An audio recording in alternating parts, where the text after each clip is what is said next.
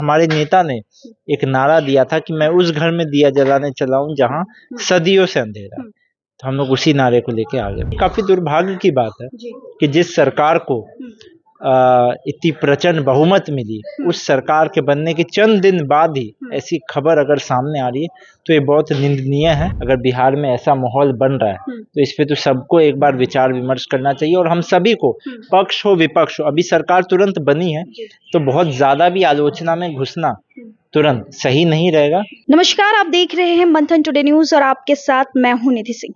देखिए, एक तरफ जहां आज स्थापना दिवस चिराग पासवान मना रहे हैं तो दूसरी तरफ पशुपति कुमार पारस भी मना रहे। विजुअल के माध्यम से आप पहले देखिए कि किस तरीके से दोनों तरफ स्थापना दिवस सेलिब्रेट हो रहा है। हमारे साथ अभी युवा नेता हैं हमारे साथ बातचीत करने के लिए। यशराज जी, पहले बहुत शुक्रिया बातचीत के लिए आपका। लोग जानना चाहते हैं, जनता जानना चाहती है कि आखिर असली पार्टी कौन सी है। चिराग पासवान भी एक तरफ मना रहे हैं, आप लोग भी एक तरफ मना रहे हैं। देखिए, जहां बात असली पार्टी की रही, जो पार्टी लोक जनशक्ति पार्टी थी, जिसका स्थापना हमारे बड़े पापा स्वर्गीय रामविलास पासवान जी ने किया था और हमारे पिताजी पशुपति कुमार पारस जी और हमारे छोटे पापा और पूर्व सांसद स्वर्गीय रामचंद्र पासवान जी ने किया था। वो पार्टी तो दो भाग में क्योंकि बट गई थी, तो उसके बाद मामला इलेक्शन कमीशन के पास चला गया। तो ये जनता भी अवगत है कि मामला इलेक्शन कमीशन के पास है, लेकिन हम लोग जिस नीति सिद्धांत को लेके चले थे कि दलित, शोषित, पीड़ित, अल्पसंख्यक और महिला और गरीब के लिए लड़ाई लड़ना, हम लोग उसी में लगे हुए। और हमारे नेता ने एक नारा दिया था कि मैं उस घर में दिया जलाने चला हूं जहां सदियों से अंधेरा है।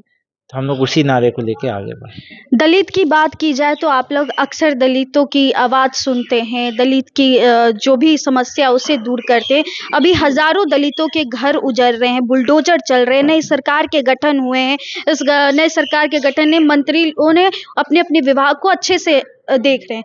तो आप लोग का क्या एक्शन रहेगा उन दलित परिवारों को बचाने को? देखिए, अभी जैसे आपका चैनल है मंथन टुडे, आप ही के चैनल पे और भी कई जो भी आपके पत्रकार साथी थे, सभी लोगों को हमारे नेता राष्ट्रीय अध्यक्ष जी ने बोला है कि जहां जहां से भी ऐसे खबर छन के आ रही है, हम लोग जाएंगे वहां, तहकीकात करने का प्रयास करेंगे। क्योंकि ये काफी दुर्भाग्य की बात है कि जिस सरकार को इतनी प्रचंड बहुमत मिली, उस सरकार के बनने के चंद दिन बाद ही ऐसी खबर अगर सामने आ रही है तो ये बहुत निंदनीय है। और अगर खास करके दलित समाज के साथ ऐसा हो रहा है तो हम लोग जोर शोर से खड़े रहेंगे, चाहे कोई भी समाज हो, हम उनके साथ खड़े रहेंगे। चाहे सड़क से लेके संसद के दीवारों तक भी अगर आवाज पहुंचानी होगी तो हम लोग पीछे नहीं हटेंगे। यश जी, एक सवाल ये भी लेंगे कि आपके बड़े भाई चिराग पासवान, उनकी पार्टी में 5 सांसद है, 0 सुन्नी सब विधायक हो गए, 2 मंत्री हो गए, बिहार सरकार में दोनों मंत्री हैं।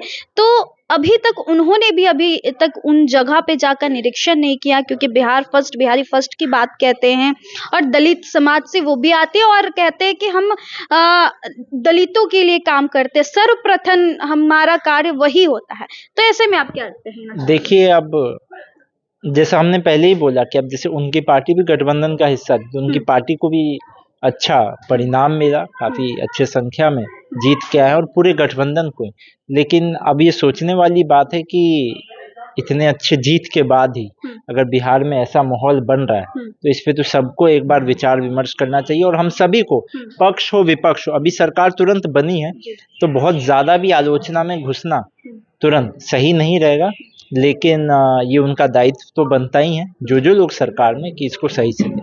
आप लोग का आगे का रणनीति क्या कुछ होगा, क्या कुछ प्लान बना है? देखिए, आने वाले समय में धीरे धीरे साफ होगा। अभी तो हम सब बैठक कर रहे थे यहाँ पे, जो लोग उम्मीदवार लड़े थे, हम खुद चुनाव लड़े थे, पार्टी के पदाधिकारी सभी लोग, अभी उस पे मंथन हमारा चल रहा है और आगे की रणनीति भी धीरे धीरे हम लोग बनाएंगे।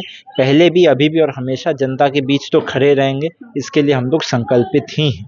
चलिए, बहुत शुक्रिया। तो देखा आपने किस तरीके से इन्होंने बातचीत की और जैसा कि अभी दलित समाज पर बुलडोजर चलाया जा रहा है, नई सरकार की गठन हुई है, जिसके बाद उन तमाम लोगों का सियानी तोड़ा जा रहा है। ऐसे में बातचीत करने के लिए यशराज जी मौजूद थे हमारे साथ। आप बने रहे हमारे साथ, तब तक के लिए बहुत बहुत शुक्रिया।